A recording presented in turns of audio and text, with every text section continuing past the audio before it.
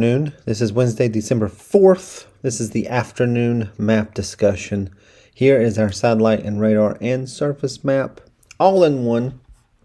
The next item is this cold front here up in the upper Midwest with some lake effect snow ironically ahead of it, and this slug of moisture in the southern parts of the Deep South and the lower Mississippi River Valley.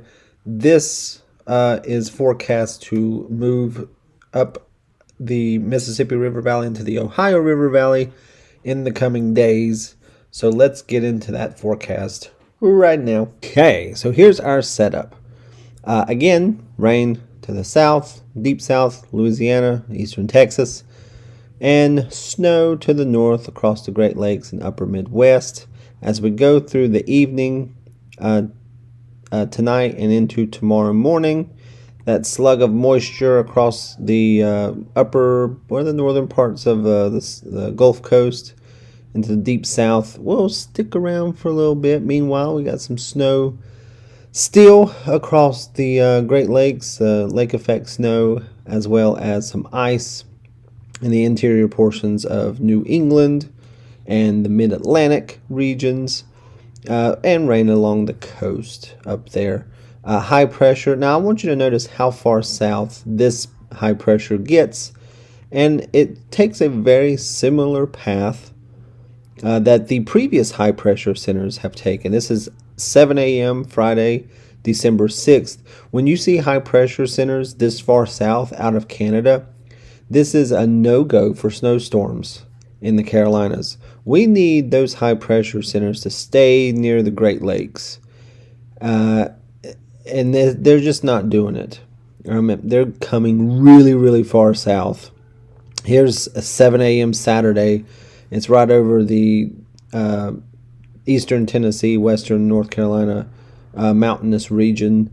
By then, you see a return of moisture across the southern plains, especially across Texas, and a system getting into the Pacific Northwest as we round out the weekend and into Monday morning. A pretty massive storm system looks to be taking shape, and it's going to be pretty warm, especially across the Great Lakes, where they had snow and they measured feet of snow. Precipitation will start out as rain before switching to snow a little bit later on as this storm system moves eastward. But this storm system is really far in the future. A lot of uncertainty in the models, and how this particular system really evolves is still a question. Like how fast will it be? How far north, how far south will it get?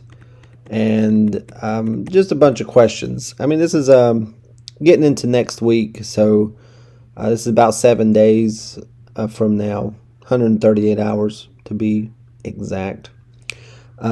So there's still a lot of questions with this particular system. One thing we need to look at is the temperatures. The temperatures are going to be like a wild ride. Okay, so on Thursday, we're looking at 53 in the Charlotte metro region, and near 60, low 60s towards Savannah. As we go into Friday, everybody cools off because of that front that comes through with some reinforcing shots of cooler air. 43 across the Charlotte metro region, 29 as a high on Friday. As we get into the weekend, we start to warm up near 50 degrees across the upstate of South Carolina and the Charlotte metro region, and we get up towards 60 on Sunday, and then on Monday we breach 60, 62 in Charlotte. We're near 70 in Savannah and Wilmington. And then Tuesday, we're near 70 in Charlotte. That's pretty nice, but it's short-lived. I don't really like 70-degree weather in December. doesn't remind me of Christmas. What reminds me of Christmas is right now when we got temperatures in the 40s. But we come back down into the upper 50s across the Charlotte metro region. Still hanging on to those 70s across the Gulf, across the coastal regions. Speaking of the Gulf, looking at Florida, Wednesday, highs in the low 70s. Pretty nice. So that'll do it for this Wednesday edition of the map discussion.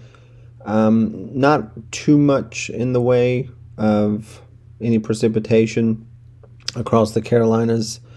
We might see some high clouds from here and there, especially when that front passes, but not too much in the way of precipitation. So I hope y'all have a good rest of your day, and I'll see you in the next one.